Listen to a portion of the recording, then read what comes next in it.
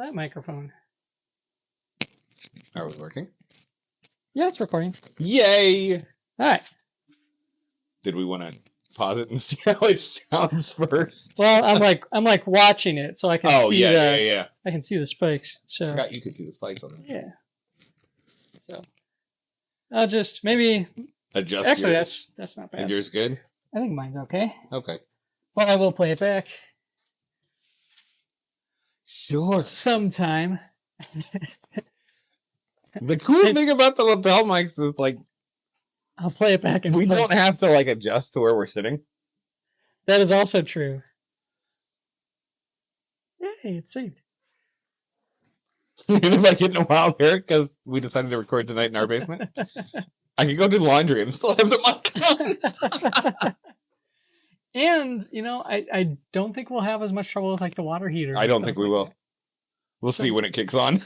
We'll see. So, hey, that's enough of a cold open. Welcome to Deadzone the podcast. I'm Rick. I'm Bryan. Welcome to the Deadzone podcast. Deadzone is the sci-fi tabletop.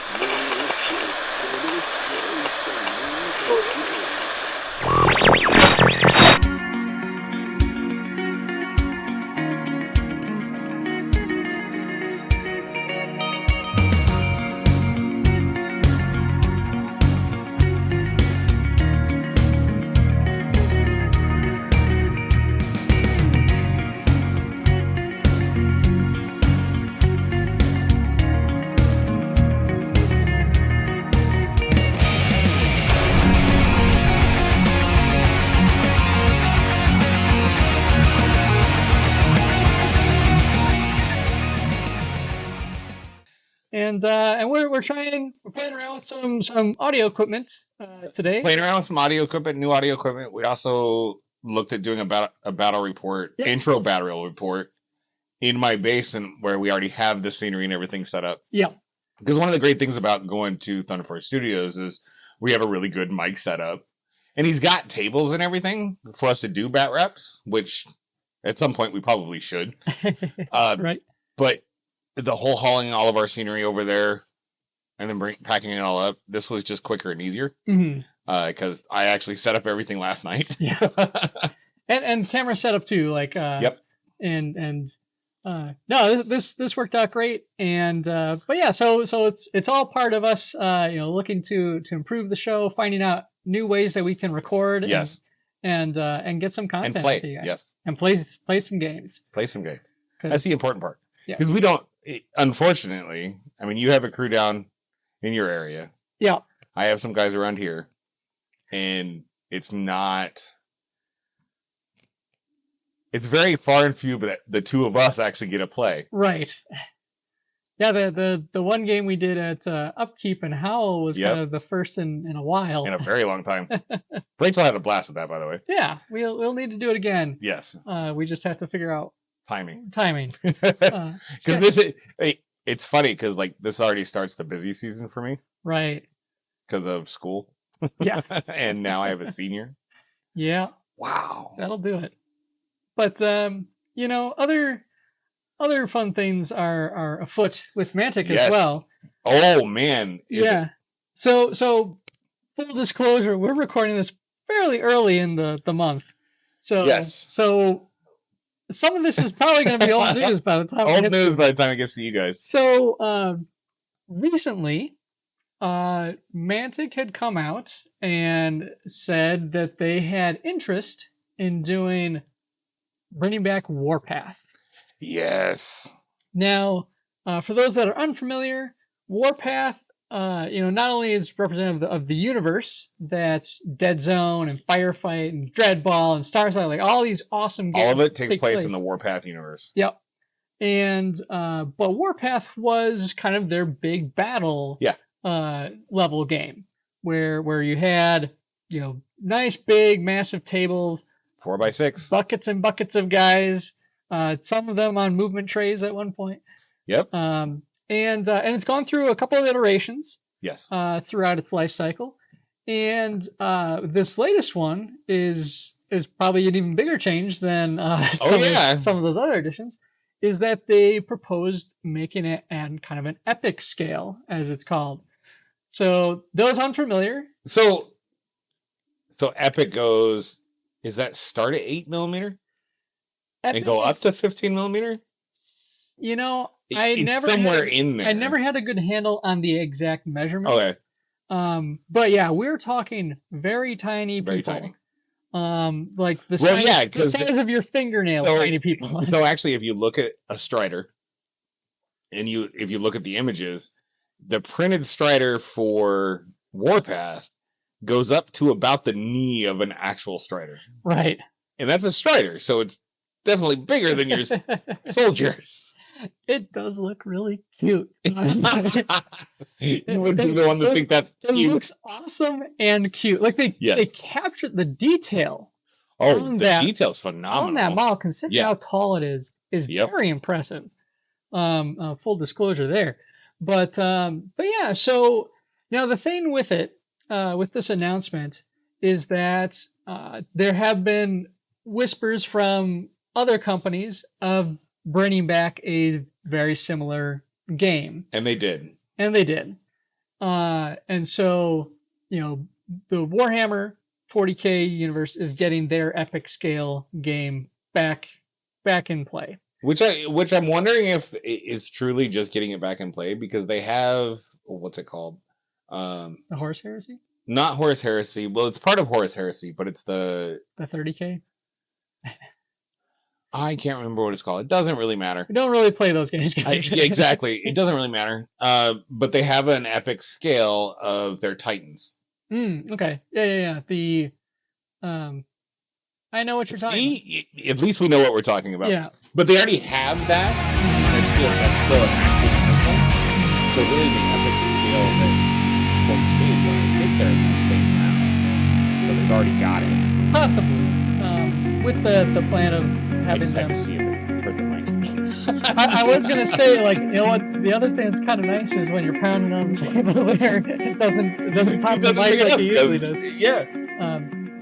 We're using lapel mics to see how. Hey, if you're looking for Deadzone podcast, check out every social media platform, because you're probably going to find us. Just look us up. Deadzone it's definitely a unique direction for, and it's a space that Mantic hasn't gone to yet with their models. Correct. And so, part of this is they've kind of put it out to the community. Like, with that kind of, challenger in the ring, it would be a fairly competitive market at this juncture to get into. So they kind of put it out to the community. Are you guys interested in, for one, are you interested in this at all? Two, how would you like this to be received? And what I mean by that from a production standpoint, because they have explored doing it as hard plastics and resin, but they were also like, one of the options available to us is to put them out as part of the vault or something similar. Yeah, different options as far as I think that's really cool that Mantic's reached out with that. It's like, hey, we want to do this, we want to do it at epic scale, but how do you guys want to receive it? Yeah, and it is one of those things where, like, they're being very upfront about it. They're being very honest. Like, hey, this would, we have to kind of justify this cost. We'd obviously love to see the game. Oh, yeah. But it is, the realities of the world require that, some things have to be met. Adeptus Titanicus. That's right. That's what it was. Sorry. It was bugging me. It's like, I need to know. But yeah, so that's kind of where that's at currently, is that they have a forum available for people to submit their feedback. Yep. It's been a very lively, like, chat thread. Yeah. Like on Facebook. I mean, there's been. Did you vote? I have not voted yet. I voted. I want STLs. and it really is like I keep kind of going back and forth on it, where it's like, is it something where you want maybe those resources to continue to be kind of put behind games like Deadzone or Firefight, or maybe we see a resurgence of Star Saga or something like that. I would totally love those STLs because again, right? They look phenomenal. They have the little tanks as well. Yes. And there was hints that we'd see some of those other tank designs that they've been working on. So it would be easier to produce on a smaller scale than big. So that, yeah, like honestly, I'm of multiple minds because I'm also, I do put myself into that business side of it too, where I'm like, 100%. What will make this a success for Mantic? Not just what do I want. So obviously, as a consumer. I mean, I've been playing with the Vault since it went out, and I printed out a ton of stuff for the Vault, and I love the Vault. And I love the stuff that you printed for me. And yes, of course, I would absolutely love to be able to say, yeah, sure, make STLs of it. But is that the right business move for a new game or a reiteration of a game? Also, the other problem with STLs is I don't get a book. Yeah. I like my books. Yeah. And like the STL thing, like, to a certain extent, a lot of brick and mortar stores will not lose be out on able that. to carry it. They do have partner programs for 3D printing with those kind of stores, but it's something that the store would have the capacity to do themselves, or something along those lines. So there's a lot of ways that the wind can go on this. Obviously, we're always down for more Warpath universe content. Yeah. And like I said, the miniaturized versions of some of these models would look fantastic. Would be fun, and you get to play like a lot of really neat things with it. So yeah, I probably by the time this episode comes out, I will have made my decision on what I would recommend. But yeah, I'm seeing those comments that go back and forth. Rick's playing with his mule and just made sure that the gun on the back can still let the back drop open. Rick makes some really good models, guys. He's just gonna play. It's part of trying out the whole new mics now. Yes, I'm kind of free to. His hands are free, doodle. and he's got idle hands. Maybe. But yeah, so that's kind of the news, as it were, from there.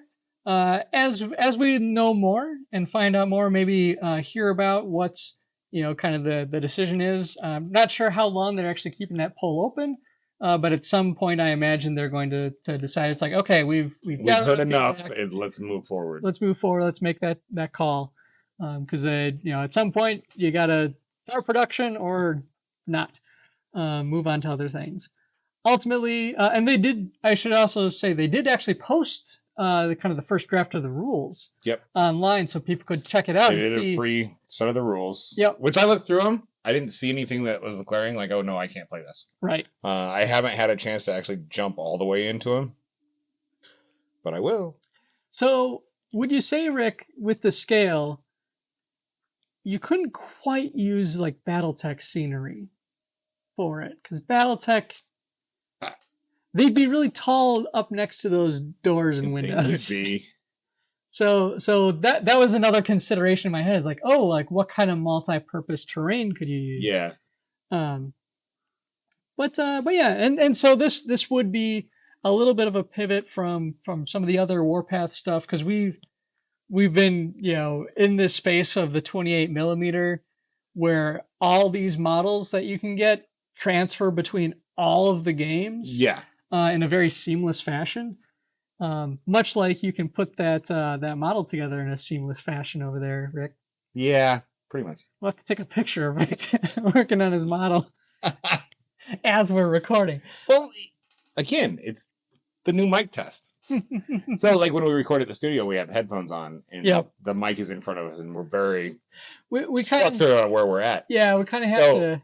Now with these mics and testing around, because we're at my house in my game room, means I can do things. Yep. But so now that Bryan took a picture of it, what I'm trying to figure out is, do I put a plague model on top of that, or do I close it? Options. The answer is yes or no. The answer is always yes. I'm going to leave it open. You guys decide. Too late. I decided. All right. Because he won't listen to the episode that comes out in 20 days. I'm not waiting that long.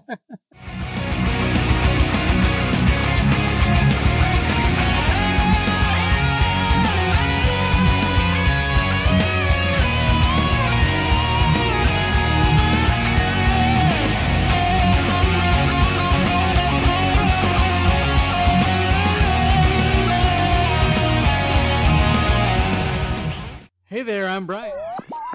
And I'm Rick. This is Blaine. You are listening to Deadzone, the podcast. Keep listening for more excellent material from these two amazing men. Blaine out. So, but yeah, so that's kind of the Warpath news. Yes. Which is exciting. Awesome. And we hope it comes out. Ultimately, we'd love to see this game. Yes. We just want to make sure that it's successful when it does. And I'm sure Mantic does as well. Oh, 100%. And I'm sure our listeners do too. But yeah, so that's kind of topic one. Topic one. On the docket today. So, it's very rare that you have this much of a docket. I've got like 4 things on this list. Which is more than usual. But What else you got? What else I got? So we touched on it briefly. The new Vault options that came out at the beginning of August. They look sweet. And so this included the mule upgrade, so the cannons and different gun loadouts that can get slapped onto the back of a mule, which looks fantastic. I cannot wait for rules for that. Yeah. I want to transport in a mule. Mm-hmm. That would be so cool. So Rick's talking about the transport set for a Hornet to drop in a mule. So that doesn't introduce an interesting rule set we'll have to see, because technically you can't transport bulky things. Correct. Is a mule bulky or not? And can you transport within a transport? So do you have a mule kitted out with a whole bunch of dudes that then get deployed out of the mule as well? So if nothing else, it looks really cool. Yes, it really does. And so like of the gun loadouts for the mule, they have kind of the was like a heavy autocannon, which I imagine is like an HMG kind of one. Probably. You've got the mortar one. Yep. That's though it's not quite the mortar. It's not a mortar. It's not a mortar in the sense it looks like a mortar. You could set it up like a mortar. Yeah, it's probably. But it's more for a straight cannon. Probably a like a Polaris. Polaris cannon. I could see it. I forget if they've actually named the files, what they are.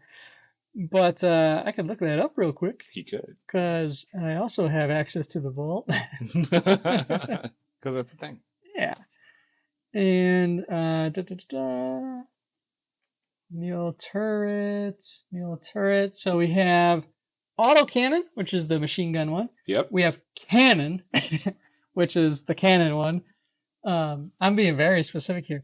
And experimental A and B. Yes. So for those that don't know, there was an old Plague model that was the Plague Enforcer that had a weapon that was called like experimental weapon.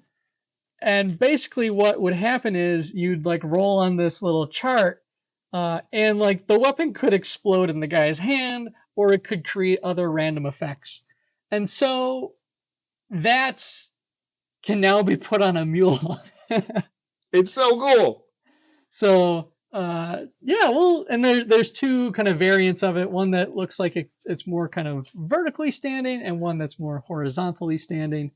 But either way, it looks really neat, and it really looks exactly like the experimental weapon. And from the plague. From the old metal model, yeah. And I've said that before about the cool things coming out of the vault, especially with models that we haven't had before, like the GCPS medic. I mentioned like the little medical gauntlet the guy has is the same one that Kira Nikolevsky has, the sphere from Star Saga, who was kind of made you so happy. The second medic in the game after the Judwans. And so like I love that like those aesthetic designs are carrying over to these new products. But yeah, so the Mantic Vault just continues to deliver goodies upon goodies. Exceptional. And don't forget to mention all of the legs for GCPS. All the legs for GCPS. So the heavy weapons team kit is all in there. The sniper. The sniper kits. The and the all the heavy weapons. Like they did a lot. All the metal kits you could get for GCPS are now pretty much now STLs that you can get from the vault. Which, I mean, and even the riot troopers are in there too. Riot shields. So, which reminds me, that's what I need to add to my firefight list. I need to get to the Michigan GT point level. I need 3 more riot troopers, and I think 1. I need to finish my ranger lieutenant, but I'm getting ahead of myself. That's for the hobby table section. But we also had more overdrive models. We had the Bug, the Tigrax, which is the first Rebel model to appear in the vault. Oh yeah, I guess it is. Rick's shaking his head at me. I'm shaking my head because I'm like the Phaneuf, and I'm like, oh wait, that's Asterion. That's Asterion. I guess that doesn't count. And the Viking, which is a giant Marauder mini. It really is. So I wonder if I could shrink that one down. He would be a fun mini to have. Yeah. Set up as like your like Ripper Warlord or something like that. Except he's just a hulky dude. But yeah, so the vault just continues to shower us with toys. awesome minis, and you know that's apart from all of the Armada stuff that continues to roll out. I loved. So if you haven't watched it, watch the video for the preview of what's coming out. Yeah, and Ronnie's face. When he finds, because apparently they're keeping all of this kind of secret to Ronnie too. That's fun. When he finds out that it was the Trident Realms for Armada, which they just came out. Trident Realms just came out for those that are unaware. So there's like brand new, hard to get. Like it's sold out at Adepticon the first day. Yep. Within hours, all the Trident Realms, the new stuff had sold out. So the fact that is up in the vault, it's huge. Like the value there is just incredible, and it's going to continue to get better. So if you're into STLs and 3D printing, or you have a 3D printing friend that you would like, you have one. I'm assuming that means I need to build some riot shields. Well, actually, I have the kit, so I have enough. Oh, okay. I have enough dudes. But yeah. So if you have any interest in the 3D printing stuff, hop on the vault because it is a fantastic deal. And he's going to his notes. Yeah. So the next thing, the Firefight rollout continues. We got to see even more of the models and kits that they're going to be rolling out for like the Asterions and the Veermen, which actually will all be out and live when this recording comes out. Well, it's the end of the month. I think the Veermen, the Forge Fathers, and the Asterion ones were coming out in September, so they'll be coming out shortly. Yeah. But when this episode drops, the new Firefight Command Protocols book should be out and available. So if you haven't picked that up yet, definitely do so. And if you if you're still on the fence for whatever reason. I recommend, going to listen to our friends over at Countercharge. They recorded an episode 647 to talking about the command protocols. They had some of the rules committee on with them, and those guys are really big in the firefight scene.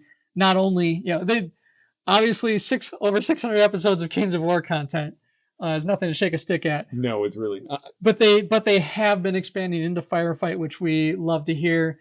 Like Tyler Schultz is on there, Jeremy Duvall, and those guys are just doing some great stuff with the firefight scene.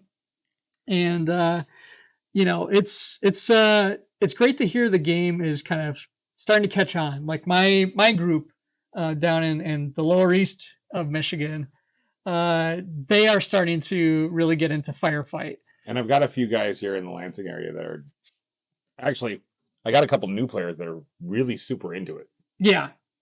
And everything we've heard from the Command Protocols book, obviously we've had a couple episodes about that so far already, but like everything just sounds like a great new thing for the game. It's going to improve a lot of rules. It's going to give us a lot of options as far as new list loadouts. Yeah. It's giving us a whole new way to play the game as the optional with the Annihilation mode, which I'm still really geeked to I'm play. super geeked about that. And as I looked at my collection, I think I'm going to have to do Enforcers or Marauders for Annihilation. Yeah. Yeah. I don't think I have enough vehicles for any other faction. Gotcha. I mean, I've got a decent amount for Plague. Yeah. But I think those are truly the two factions that I'll have to go. That's fair. Definitely check out the Command Protocols because it's good. Because it's good. That's all you need to know, right? It really is. And so I think with that, there's one more announcement before we go into the hobby table. Yes, there is. And that is that the new book, the sequel to The Last Hurrah, is going to be is kind of finishing its production. It is finishing its production. So the cool thing is Brandon's been a really good friend to the podcast. Yes. We have been lucky enough to get an advanced final cut. I get draft. There you go. Final draft. Like, I'm not the book guy. You are. To read through and do a review, and then we're going to have Brandon on the episode. Yes. And if we get Robert, too. Yeah, definitely.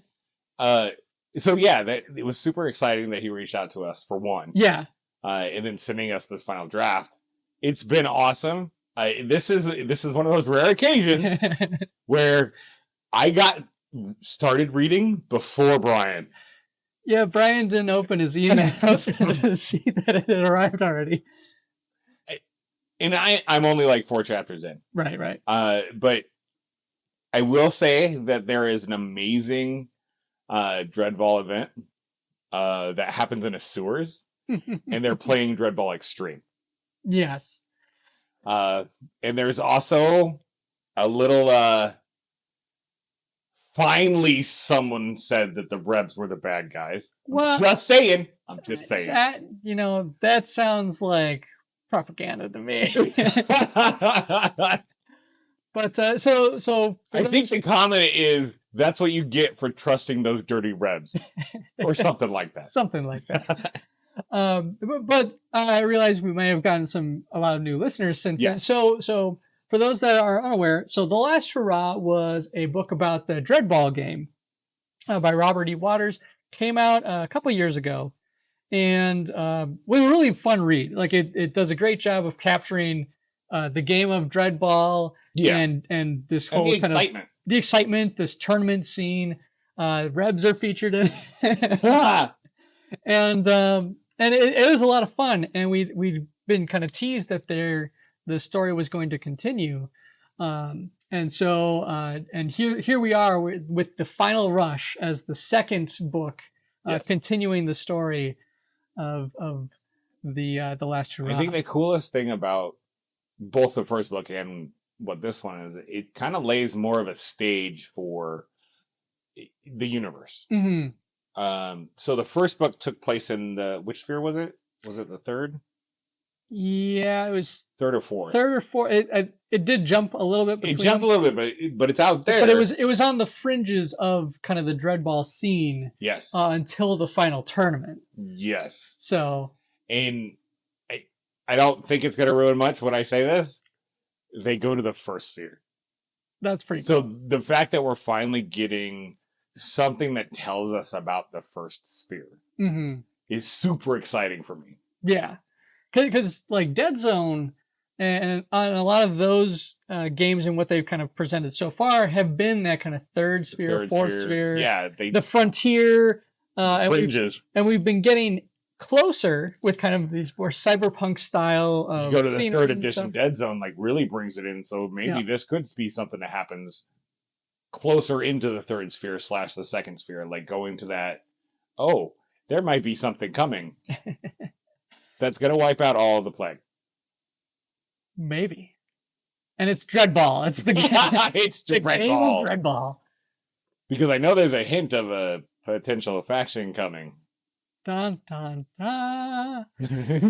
So, but yeah, so we're really excited and, thankful to get that advanced copy. As soon as we're finished reading it, we're going to have that extra episode out for you guys.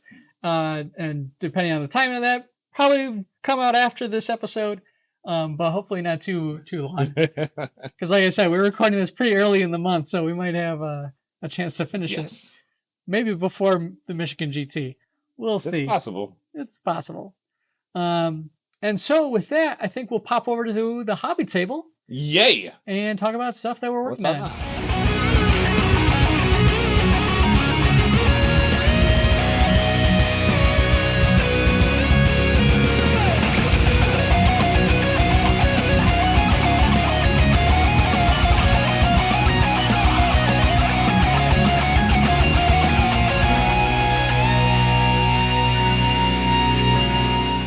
What's up, everyone? I'm Andrew. And I'm Coach. From FamilyOfGamers777 on YouTube. And you are listening to Deadzone the Podcast with Rick and Bryan.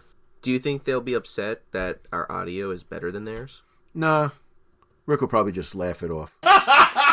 Told you. This Deadzone the Podcast hobby table is sponsored by Corvus Games Terrain. 3D printer files for all your Mantic games. And by Acid House Terrain. Foldable cardboard terrain for wargaming and RPGs. A lot.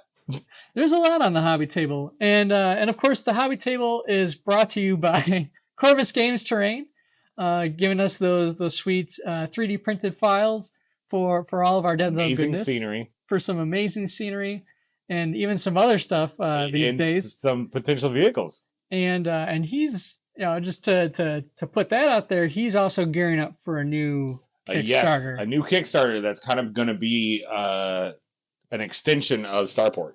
Yep, the Tycho Starport, which was a fantastic, amazing set. Very durable. I will always say has a ton of it. I have a ton of it, and it travels very well. So it has been my go-to for transporting and setting up for demos. It's one of those unfortunate things. We got those STLs when my printer was down. Yeah. So I haven't been able to print any of it yet.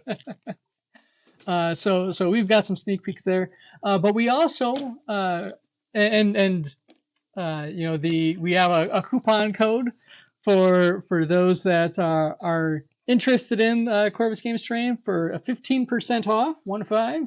You can type in DZ Podcast August at the store during the checkout to get a little discount on your STLs. Yay! Also, as another sponsor for the hobby table, we have Acid House Terrain. Doing cardboard gaming terrain that's foldable, stackable, and also very durable. Very.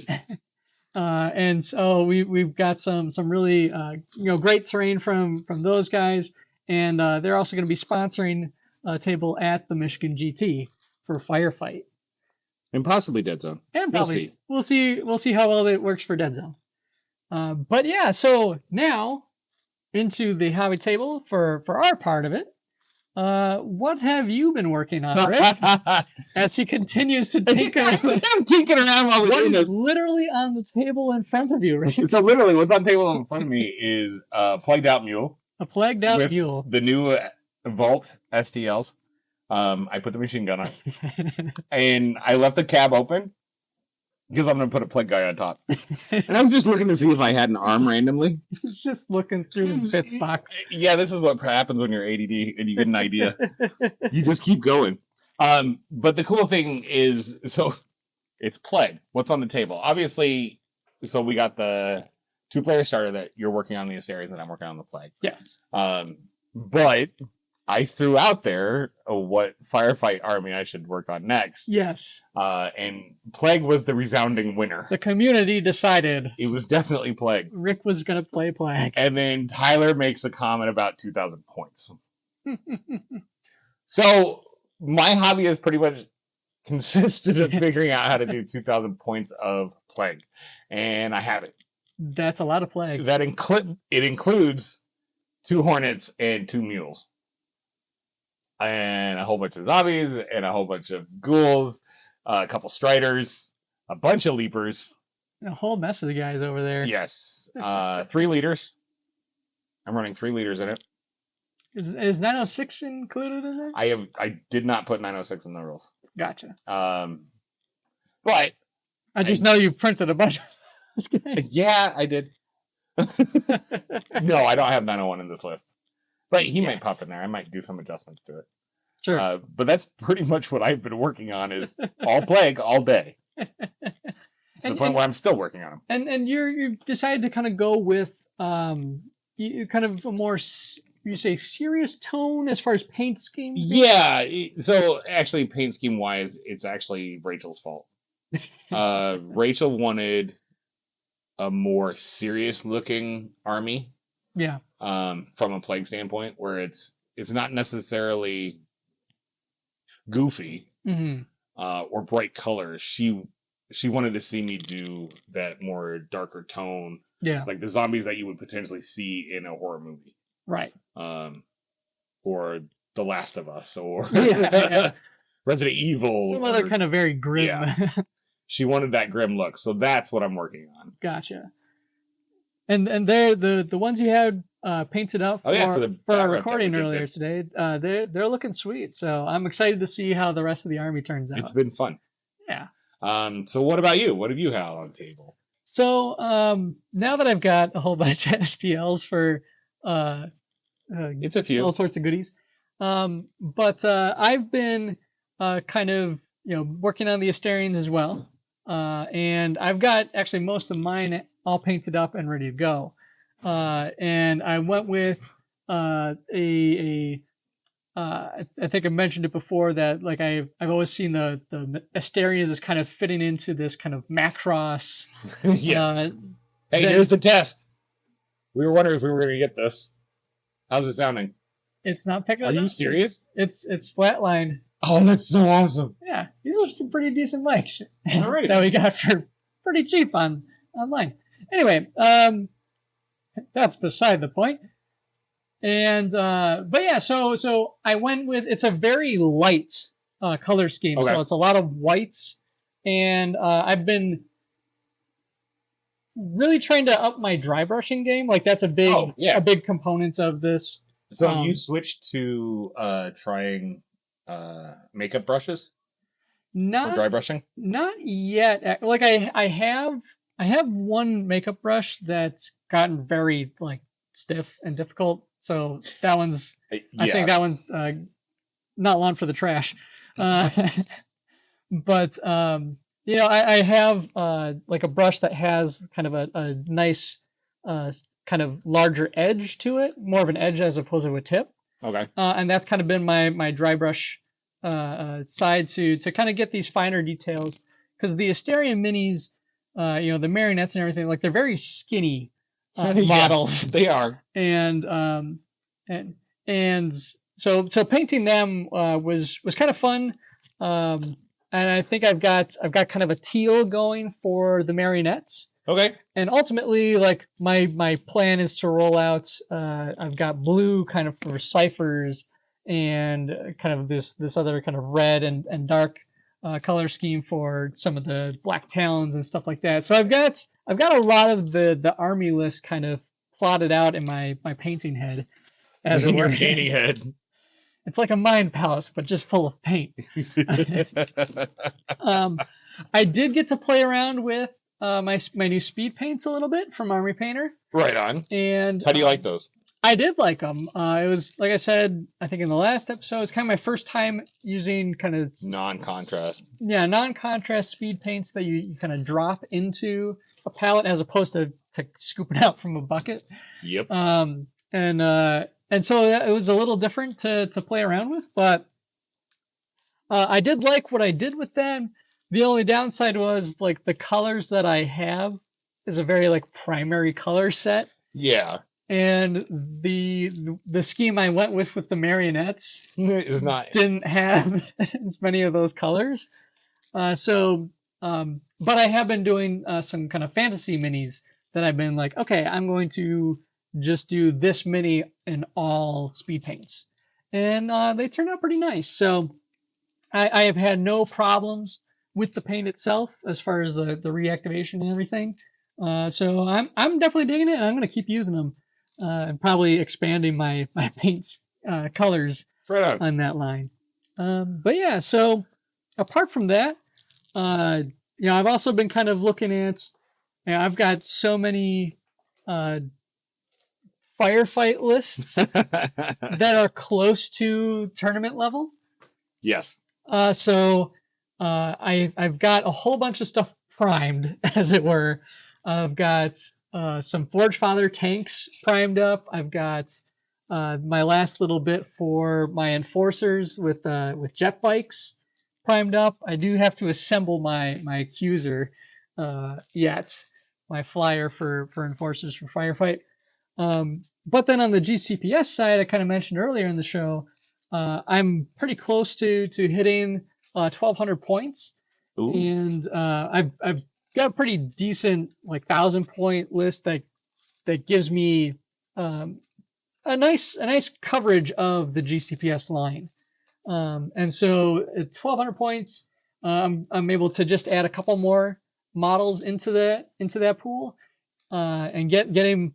Now that I've got 2 medics, I can just put them both on the field. I can put both of my attack drones on the field, get some more heavy weapons, and especially with the new rules coming out, I think a lot of that's going to be kind of a nice little balance. It'll be interesting to see if points change. I know that's something that hasn't quite been talked about as much. No, it hasn't. So I'll be curious to see what the new book kind of rolls out for those. But hopefully, once it does come out, I'll still have enough models painted up to be a Rainer list if I need it for the Michigan GT. Perfect. But Michigan GT, yes, you are going to be playing in Deadzone. I am going to be playing in Deadzone. Because I played in Firefight last year, so you have to play in something. And unfortunately, Deadzone is the only game in GT I'm going to be able to run. Right. So with that, Rick and I have been talking about it, and I've kind of toyed around before. It's like, it'd be great to paint up some new Rebs, old Rebs that are getting a new paint scheme. Old Rebs. Same paint scheme, but with better paints and technique and everything. It's been on my paint schedule for a while now that I wanted to revisit that, because they're still my favorite army, but at the same time, the minis I have painted for them don't look great on the table. So that said, we had this project with the Asterians from the 2-player starter set. Mm-hmm. And I'd thrown it out there. I'm like, I could get this to 175, which is our point total for the tournament. What would it be like if I took the starter set that you can get out of the 2-player for the Asterian side? What if I took that to the tournament as my force, just to prove kind of, again, the value you can get out of that 2-player starter set? Like I said, easily got to 150, and I think I add 1 model and that's not bad. And then items, and I'm good to go. Like, you just need 25 points. Yeah, doesn't take long. No, it really doesn't.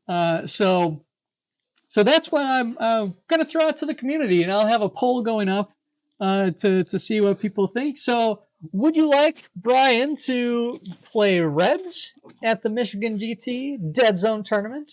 Or would you like him to bring Asterians. The Asterians, specifically the marionettes with Otosora in tow. So let us know in that poll once it goes live, and it might even come out before this. Who knows? and let me know, and I'll take whatever force, and we'll see how well it goes in the tournament. Yes, indeed. So, but yeah. So and with that. If you haven't seen it yet, all the packets are out for the Michigan GT. Yes, they are. So all the rules are out and set for Firefight and for Deadzone. And then along with the scenarios. So it's time to get that training in, guys. Yep. Get your list together. It does not hurt to get practice games in on the scenarios that are being played. Yes. Because a couple of, specifically like Deadzone, a couple of the scenarios aren't generally tournament scenarios. Rick really wanted to throw scatter in there. I really wanted to put scatter in there, and Brian's like, no. Okay. I put it in there. It was Occupy. Occupy, yeah. Occupy was the one that you said, no, I can't. Yeah. Well, see... Because of the buildings in the middle. Yeah, and the reason for that is last year at the Michigan GT, we tried that. And Occupy requires a specific terrain setup. Yep. And with it being a tournament, we didn't want to be moving around the terrain. We wanted each table set. Yeah. Which meant all the tables kind of were a little samey, which we're not as big on.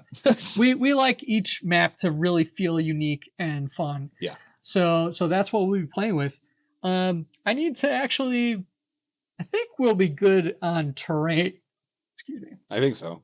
Because we've got a lot of terrain. Yes. It's one of those things like, I think back to Adepticon and all the terrain prep we had to do to get all that stuff set up and ready to go. And now it's like, well, I still have all that terrain.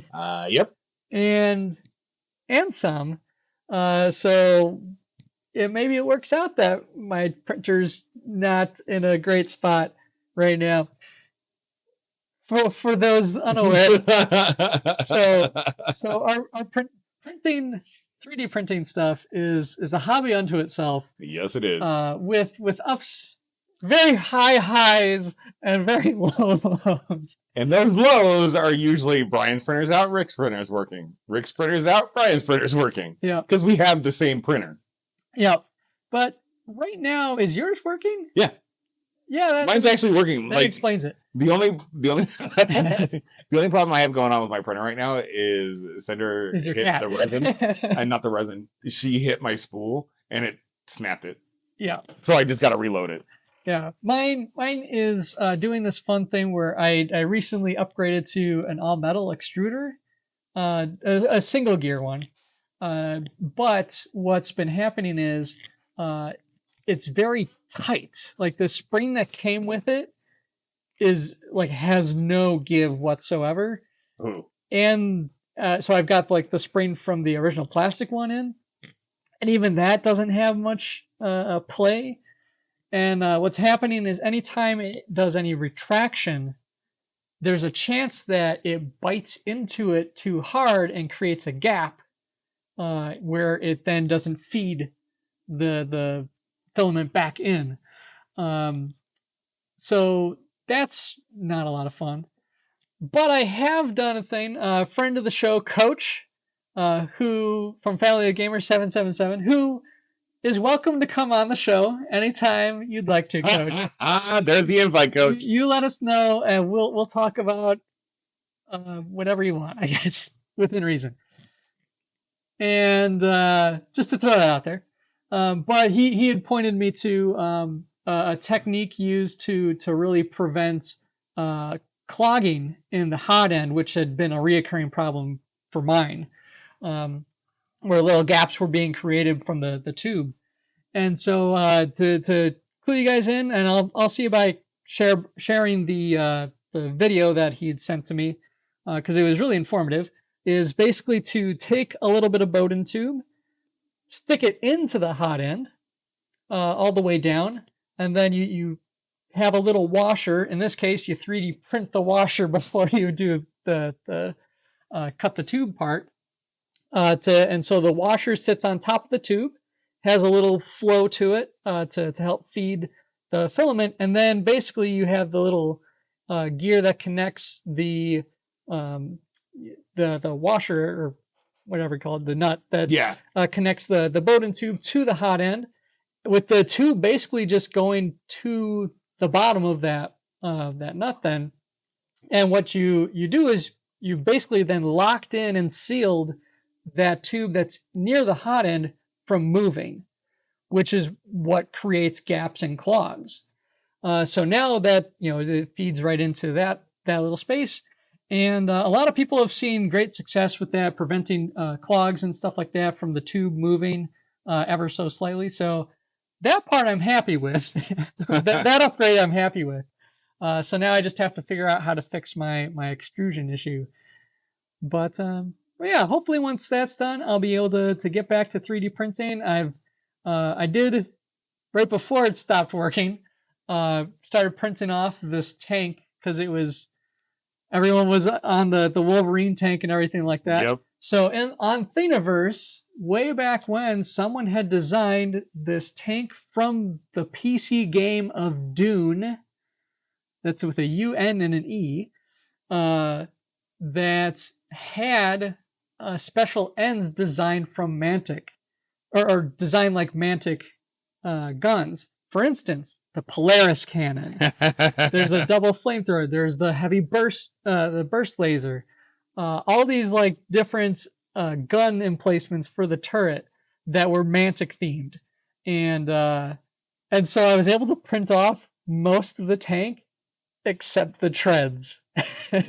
So I'm hoping to, once I finally get this extrusion issue figured out, that I'll be able to print the treads along with that tank. Yes, indeed. And maybe have that in your proxy. Or a little Wolverine proxy. Yep. Until I get the kits, because which we have the kit. We should have the kits. The kits should be coming out here very soon, as of when this episode airs.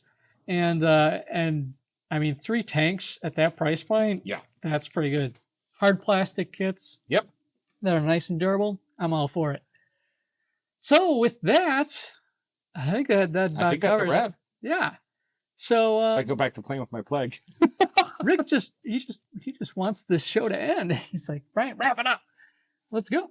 So thank you for checking out the episode. Hope you all have enjoyed the show. Feel free to check us out on all of our social media. He keeps putting stuff on. I know. So I have the dead models, the dead GCPS models from I believe it's the Hornet. Yeah. Yeah. And I didn't put them on my Hornets. No. But I keep looking at them. I just attached them to the mule. That looks so cool. Hanging up from the door.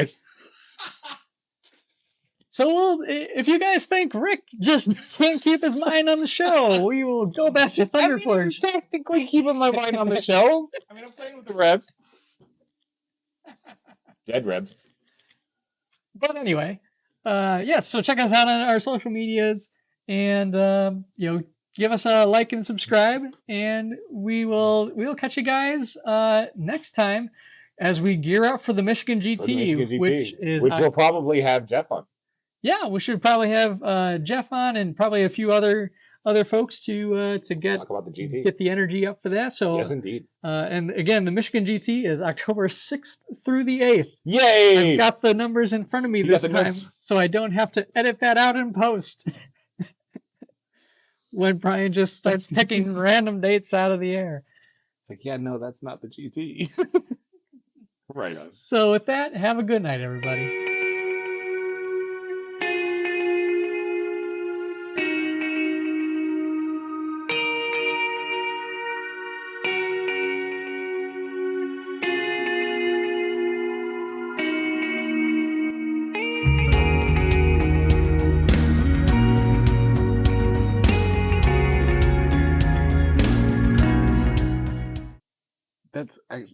They actually fit too.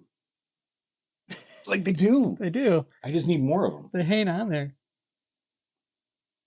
Oh my god. I like that. I already got one on the front. Rick likes hanging dead bodies from vehicles.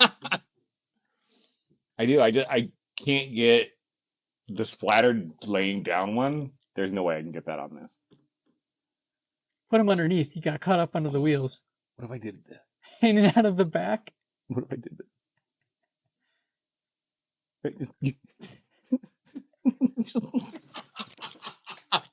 No, I'm not going to do that. Rick is like a big kid, everybody. What? Me? The problem is I really like the Plague Mule versus the regular Mule. Yeah. It's the same machine, but just the little added character, because you have all of the kind of torn up parts of the cab. The scratches and everything. Yeah. It's cool. It's cool. Oh yeah, I glued that door on. Well, because on the mule kit, one of the doors is not there.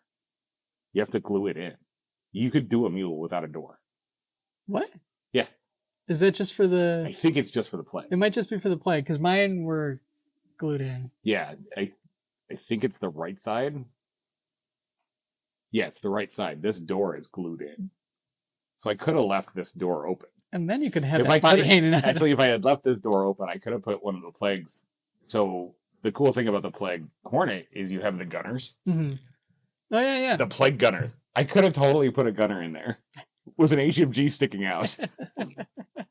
Maybe on the next mule. Yeah. I never get sidetracked.